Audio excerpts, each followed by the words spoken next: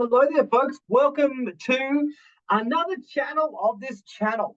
Now, if you have hung out with me for a little bit of time, you do know that I do love a good side hustle. A good side hustle to put a little bit of extra money in the bank there, folks.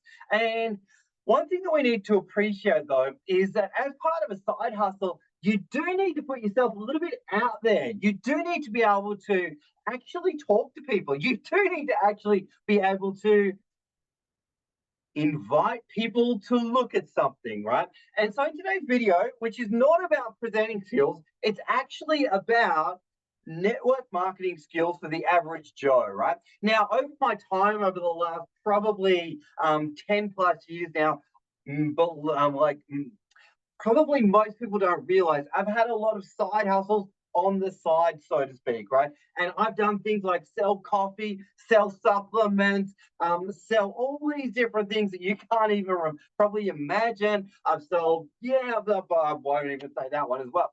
But legal, illegal, all that fun stuff, right? Just kidding. But I've sold a lot of stuff, right? And the thing is, I've been particularly successful in doing this, but only because I've been very, very strategic in how I have spoken to people, right? And so in today's video, I just want to give you 3 simple tips on how you can promote your business, whatever network marketing business it is or affiliate marketing business it is, and how you can really maintain relationships without burning bridges, so to speak, right? So grab a pen, get ready to run. So, tips for the average network marketer or the average Joe, so to speak, right? So the first one, number one, is lead with the problem. Lead with the problem. Lead with the problem. Probably want to grab a pen and write that down. Problem, problem, problem. You see, where network marketers go wrong is they often lead with the vision or lead with how amazing it is for other people or for you, right? The thing is, though, when you actually lead with the problem, then you find that people really connect or don't connect. And if you don't connect, that's okay. Because we need to appreciate not everybody is a prospect. Not everybody is a perfect customer for you. But when you lead with the problem, very quickly you weed out the people that are not appropriate for your business or your whatever your thing is that you're trying to promote, right? So at the moment, I am really encouraging people on my team or whatever business it is to lead with the following. Hi, in a text message. Hi, do you happen to know anybody that's struggling with XYZ? So an example could be, do you happen to know anyone that's struggling to pay their electricity bill at the moment, or they're feeling a pinch in this area? Another one, do you know anyone that's struggling to lose weight at the moment? Another one, do you happen to know anyone that's struggling with excess stress or anxiety right now? Do you know anyone that is struggling with XYZ? Is a really, really simple and powerful phrase to lead in. And they're going to probably reply with, yes, that's me. Or, no, not really. Or, yes, not really me, but I do know a couple of people. Why do you ask, right? So the first thing that you want to lead with is, do you know anyone that's struggling with XYZ? It's a really powerful expression and phrase because you're not going to ripple any waves here or create any dramas. People are not going to feel like they're being pitched anything or anything like that, right? Now the second part of it is let them guide the conversation.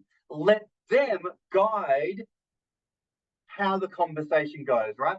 So phrases like, what would you love to know?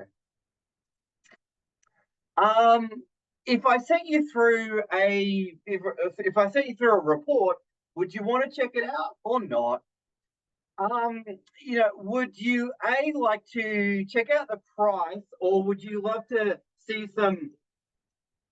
Would you love to see some testimonials, or would you love to join our group? What would you love to do at this point? It's totally up to you. Every point of the conversation or the chat, you are putting the power back into the other person's hands, right? I'm just curious, if I sent you through a video which is a little bit about the product, would you want to check it out or not? You see, when we do that, we are respecting people's autonomy. When we don't do that, then we have issues and people feel like you are pushing something on them. So you want to be guiding the conversation, but allow them to show you where the conversation should go, if that makes sense. Now, the last one, number 3 here, is closing people or getting people to make a decision. This is an area that a lot of people struggle in, but simple way to do this, number 1, just make a recommendation. Just make a recommendation. This was probably the biggest tip that one of my great mentors once told me. He said, just give them a recommendation. And that would sound like, hey, you've looked at the materials, you've probably had some thoughts about this and this. Could I just make a recommendation? And they'll say, yeah. And you can simply say, yeah, I'd probably recommend that you do this. You order that and you try it out for 6 months. Or you try it out for a month and see how you go. Or can I make a recommendation?